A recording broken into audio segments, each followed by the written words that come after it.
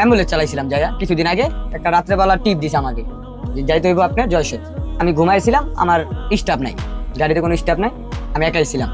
উদ্দেশ্যে রওনা দিছি। পদ্মা সেতু টুল পার হয়েছি পর হঠাৎ আমার নাউডুবা গেছি পর আমার রাত্রের বাজে সংখ্যা প্রায় 1:30 2টা, তার কম হইব না। নিজম রোড, খালি 2-1টা ডিস্ট্রিক্ট দেখা যায়।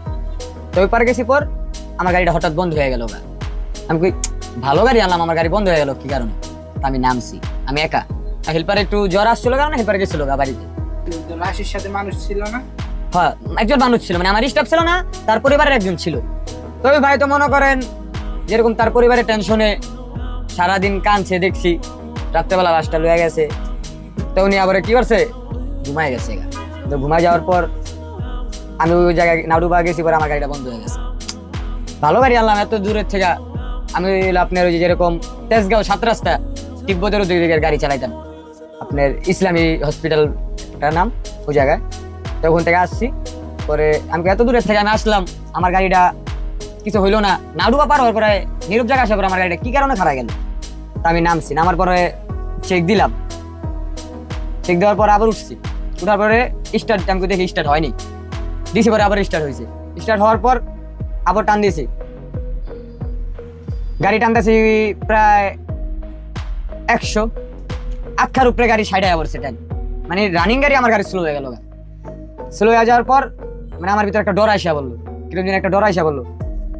অন গাড়ি আমি সোজা ধরে রাখি, স্টার্টিং আমার গাড়ি খালি নাচে, মানে আমার দ্বারা লাগতেছে দিন ভিতরে দিন নাচতে আছে গাড়িটা। আমার এরকম কথা আছে, আমার ভিতরে লাগতেছে না, আমার লাস্টের ভিতরে দিন কেউ অন্য কোনো লোক জীবিত আছে ওরকম লাগতেছে।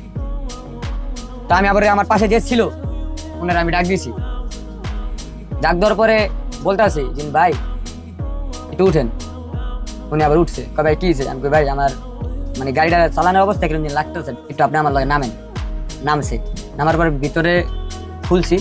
খোলার পরে আমি দেখি না, লাশ যেভাবে মানে ধোয়া সেভাবে আছে, কিছু মানে লাগে। আবার টান দিলাম, ভাঙ্গা গেছি পর আবার একটু লাগলো, মানে আমার ভিতরে একটা আতঙ্ক ডর আসা বললো। মানে মাদ্রাসায় পড়ছি তো কম বেশি সুরাই তো জানি, তো পড়তে পড়তে আস্তে আস্তে গেলাম। ভাইটা আবার পর্যন্তই এক চার দোকানে থামাইলাম, থামায়া কিছুক্ষণ বিরতি নিলাম, মানে আমাদের কিরকম অস্থিরতা লাগতেছিল। বিরতি নেওয়ার পর চা পানি খাওয়ার পর আবার উঠছি।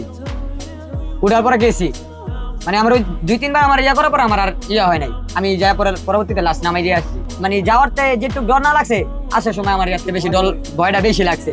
মানে আমার বলতে আছে এটা তুই আমার কই লইয়া যাস, মানে আমার কানে আসতে সেরকম একটা আওয়াজ, তুই আমার কই লইয়া যাস, তুই আমার বাসায় নামাই যা। আবার গাড়ি থামাইছি, রোডে গাড়ি যা পাবলিক আছে, গাড়ি ঘোড়া আছে, খুলছি। তা আমার গাড়ির ভিতরে তো কেউ নাই, মানে আমার দ্বারা লাগতেছে আমার মনে হইতেছে গাড়ির ভিতরে আমার লাশ রয়ে গেছে। পরবর্তীতে আইসা পড়ছি, আইসা এরকম কোম্পানি বললাম, মানে আমার ভিতরে মানে অন্যরকম একটা ইয়া বলো, আইসা পরে আমার জ্বর আইসা বসে। ওনারা বলছে যে এটা এরকম হয়, অ্যাম্বুলেন্স যারা চালায় কম বেশি অনেক লোকের ক্ষেত্রে হয়। এটা হইব, এটার বেশিরভাগ এটা হইলো আপনি যেরকম গোসল না করে লাশটা উঠাইলে অ্যাম্বুলেন্সে, আর গোসল করা উঠাইলে ওই লাশটা এরকম হয় না।